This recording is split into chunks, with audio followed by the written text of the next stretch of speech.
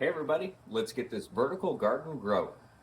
Welcome back everybody. It is time to turn these sprouts into some plants, and pretty soon some edible plants. We'll be populating the tower garden with some basil and some lettuce right now, and we're still going to have some room. Gives us a reason to start some more seeds. But this time we're going to get some water in the bucket and get it treated. So some of the things you'll need is a filter. These are for boats or RVs, and I'm using well water, and that's even high in pH, and it's kind of rusty looking sometimes, so that helps clean it out and keep the water nice and clear.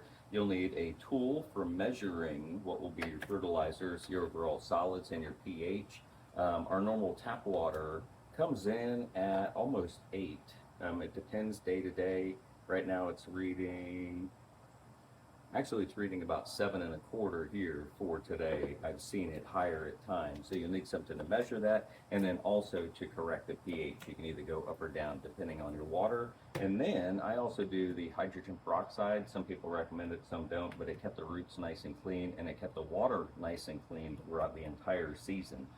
The way that we're going to suspend the plants in the garden, this year I'm going just with the hooks. Last year I used the baskets, and the baskets work all right, but they're kind of tough to clean at the end of the season. You need something to measure what we'll be putting in when it comes to the fertilizers, and other than that, it's just time to get to work and populate this tower. Easier and cleaner than baiting a hook. Take your plastic hook, it's got a little point there, spike on the bottom, and the spike goes about dead center in the 2-inch hook. You stab it like that, and then that will hang over the edge in the tower garden. Starting with A, give it a good shake. It did sit over the last few months for winter, so it's nice to have it back. It is a measurement of 20 milliliters per gallon. So this only has a measuring line to 200. We'll do 2 of these.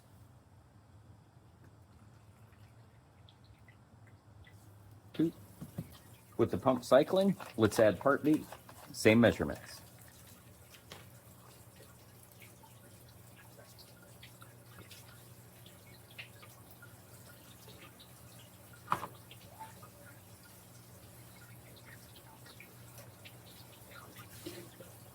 Let's see where we are now with the pH. Now that we've added the nutrients in, hey, that's looking pretty good. We won't have to do much on the pH except take it down just a little bit. It looks like we're coming in at about 5.6. Let's get some greenery in the vertical garden. Pay no attention to the very sad looking bird of paradise. It'll be getting some trimming soon.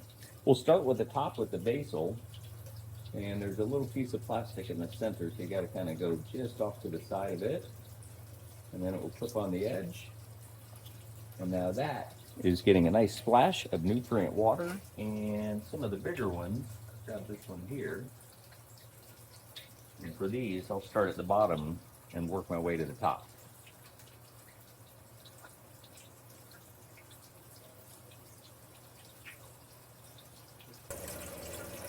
And that is how the cubes of rock wool and the plants get watered.